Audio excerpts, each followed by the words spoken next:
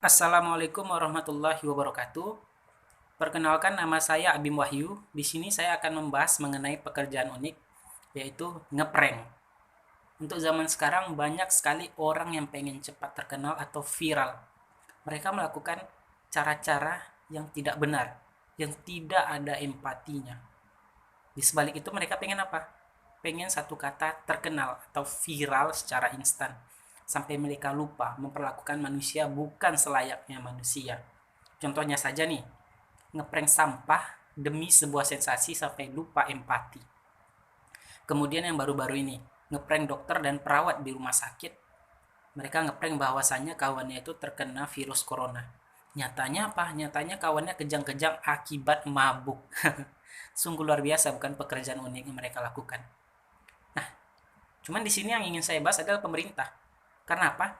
Karena pemerintah juga doyan ngeprank loh. Bagaimana tidak? Para menteri di Kabinet Indonesia Maju disebut-sebut sering sekali melontarkan berbagai kata-kata kepada publik. Ya, terlepas dari penting enggaknya informasi tersebut, namun dari lontaran tersebut ada lontaran yang bersifat ngeprank. Mungkin akan saya bahas di sini lontaran-lontaran yang menurut saya sifatnya itu candaan atau ngeprank. Menteri Koordinator Bidang Pembangunan Manusia dan Kebudayaan, Muhadjir Effendi misalnya, membuat pernyataan yang menarik perhatian publik. Beliau menyarankan agar individu yang kaya dapat menikahi individu yang miskin, guna menekan angka kemiskinan di Indonesia. Saya tidak tahu ini dasarnya seperti apa.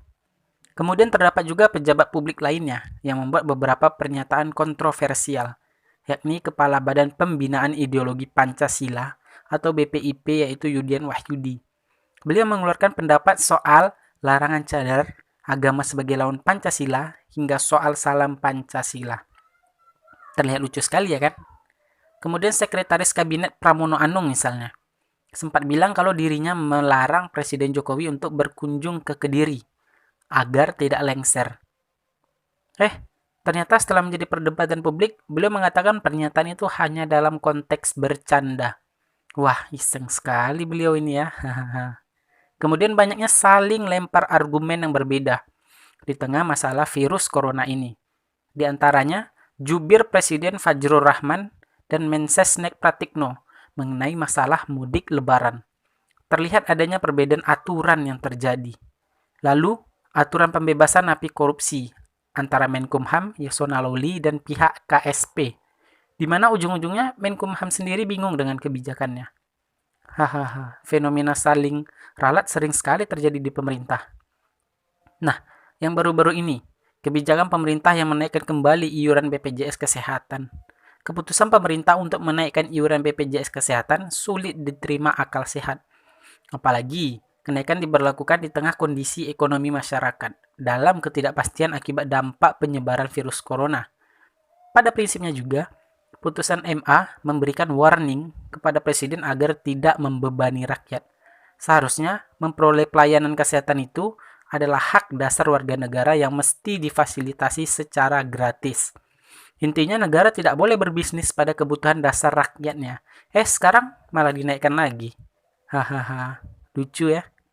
Nah, yang terakhir yang akan saya korek yaitu Kemenak yang awalnya membuat keputusan adanya dispensasi terkait UKT di tengah virus corona ini, ujung-ujungnya nggak jadi. Peraturan terkait dispensasi UKT itu diralat. Mana banyak yang sudah berharap lagi akibat masalah ekonomi yang tidak membaik ini. Aduh, PHP nih. Pemerintah jangan ngeprank lah. Nggak lucu loh sebenarnya.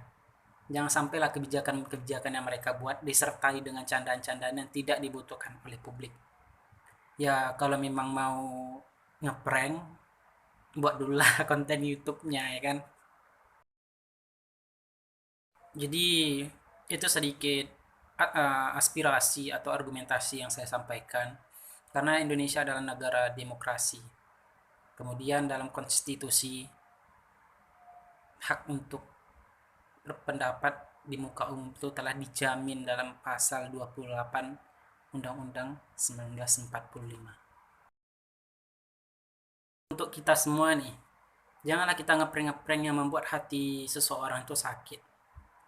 Kita boleh bertindak, tapi harus dipikirkan dulu tindakan yang kita lakukan. Apa akibat dari tindakan yang kita lakukan. Jadi untuk kita semua, marilah kita berbuat positif atau berbuat baiklah ke depannya. Oke, saya Bim Wahyu, terima kasih.